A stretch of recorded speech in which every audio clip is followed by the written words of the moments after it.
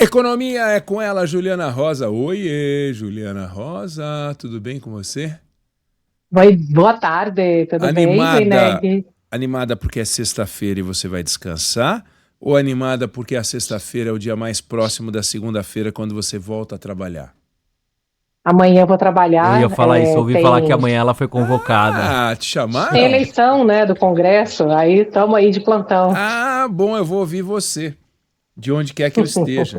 Onde quer que eu esteja, eu vou ligar a rádio para ouvir você falar. Estamos aí. Conta tudo, Juliana.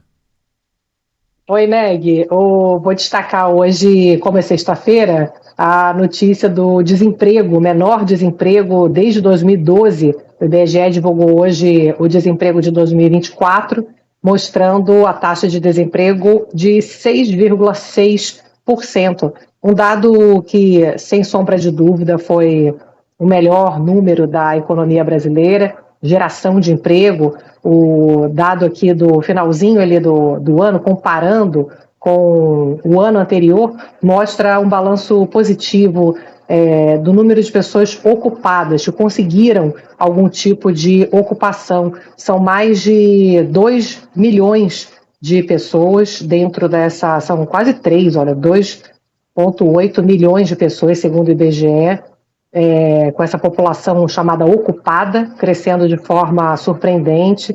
A taxa de informalidade também caiu, então a notícia é boa, porque mais gente conseguiu emprego formal com carteira, que normalmente paga mais, tem toda a proteção, né, do trabalho formal. Quando a gente olha aqui os números de salários, também mais gente conseguiu empregos com salários melhores. Então, o balanço do emprego 2024, sem dúvida, ele é muito positivo sob vários ângulos. Eneg, o que é importante a gente olhar agora é o finalzinho do ano. Dezembro já vem mostrando um mercado de trabalho que perde força. A gente falou ontem, quando saiu o CAGED, ontem, que foi o dado do Ministério do Trabalho, que era o balanço de 2024 só do emprego com carteira assinada. Essa pesquisa de hoje é o emprego total, né, com carteira, sem carteira, conta própria, e também vai nessa direção. A taxa de desemprego, quando a gente compara novembro com dezembro, ela sobe de leve, continua um desemprego muito baixo, mas interrompe uma sequência de 8 reduções seguidas nessa comparação mensal. Outros dados da economia brasileira vêm apontando para essa perda de fôlego da nossa economia, dados do comércio, dados do setor de serviços, dados de crédito também. Então, é importante a gente olhar que daqui para frente, a gente tem essa expectativa de uma economia que cresce mais devagar. É um mercado de trabalho que ainda continua positivo, as expectativas são boas ainda, mas não é uma força igual à de 2024. Agora, o quanto, Eneg, que vai desacelerar tanto a economia quanto o mercado de trabalho demora mais a refletir a perda de fôlego da própria economia, né? Ele vai mais devagar, a decisão de demitir, ela é custosa, tanto do ponto de vista financeiro, de demissão, quanto do ponto de vista de treinamento de mão de obra, encontrar pessoas que estejam já alinhadas ali àquela empresa.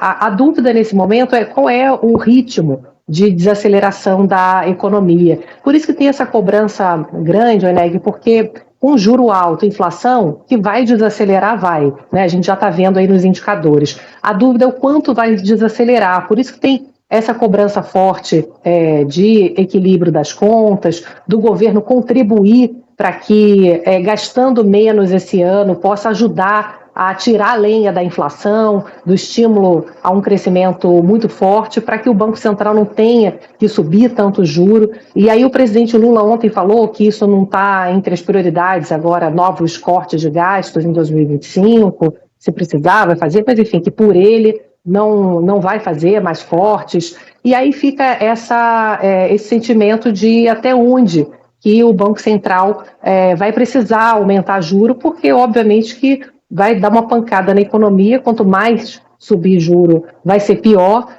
Eu entrevistei o Henrique Meirelles, viu, Enéia? Eu quero recomendar ao pessoal amanhã, tem a íntegra aí do Economia para você com o Henrique Meirelles, ex-ministro da Fazenda, ex-presidente do Banco Central do governo Lula. Perguntei para ele se o Banco Central vai ter autonomia, como ele teve, e ele conta num livro de memórias recentemente lançado. Eu perguntei para ele que o presidente Lula ligou para ele numa véspera de reunião do Copom, falando: Meirelles, eu nunca te pedi nada, mas eu quero te fazer um pedido. Eu quero que você corte os juros. E o Meirelles não cortou. E aí ele conta, nessa entrevista, Ineg, que depois a inflação diminuiu e a economia cresceu, como queria o presidente Lula. Então ele acha que o Galípolo, o novo presidente do Banco Central, vai ter, inclusive, mais segurança para tomar a decisão técnica, que ele acha que pressão política existe e que o Galípolo, como ele tem uma autonomia por lei, ele não pode ser demitido, como o Meirelles podia ter sido naquela ocasião. Então, aproveite e já faça a propaganda, viu, Ené? Que é uma entrevista bastante saborosa aí para quem gosta dos bastidores aí do poder. Mais saborosa do que essa entrevista, só o quê? É o brigadeiro? É, o brigadeiro que você vai trazer pra gente aqui. O Sandro Badaró tava falando, ela tá falando que é saborosa, mas eu quero saber do brigadeiro. Então eu tô aqui fazendo minhas as palavras dele e de todos os ouvintes que estão escrevendo aqui: brigadeiro, brigadeiro, brigadeiro, brigadeiro. Eles falam: vou assistir Economia pra você, mas eu quero brigadeiro pra nós. Economia pra você, brigadeiro pra nós. Para de enrolar, né? Para de enrolar, enrola o brigadeiro. Mas essa entrevista é boa mesmo. E essa história é maravilhosa, porque mostra que o Lula, naquele momento, apesar das pressões, o vice-presidente fazia uma campanha diária, né, o recorrente contra o Banco Central naquele tempo. E o Lula segurava o Henrique Meirelles. Só que agora, essa ideia de mandato, talvez se o presidente pudesse demitir, não demitiria, sabe? Essa história de, pô, eu não posso. Eles não gostam, né? O Lula não gosta dessa ideia de que ele não pode fazer alguma coisa, né? Ele fica doido. Ele quer fazer, daí depois o pessoal fala: não pode, ele fica doido, nervoso.